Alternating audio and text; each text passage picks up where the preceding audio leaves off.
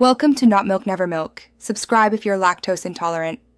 You need the right edition and virtualization active. Do that first.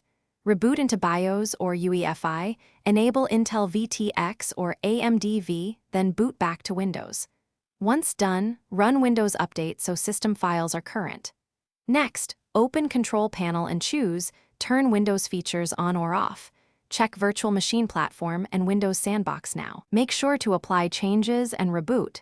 This starts the feature installation and prepares the system for the next steps.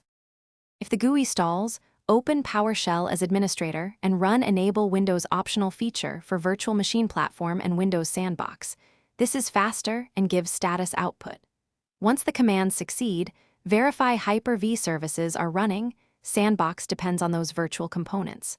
Also, make sure core drivers are signed and virtualization-based security isn't blocking the feature. After these steps, reboot again. That final restart finalizes kernel changes.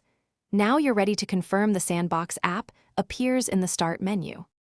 Open the Start menu and launch Windows Sandbox. You'll get a clean, isolated desktop every time. Accept the UAC prompt and wait a few seconds. If you need files inside, copy them in. Remember, everything is discarded when you close the window. If Sandbox fails to start, first check that Hyper-V services and Virtual Machine Platform are running, confirm virtualization is still enabled in BIOS, and review Windows Update history for failed packages.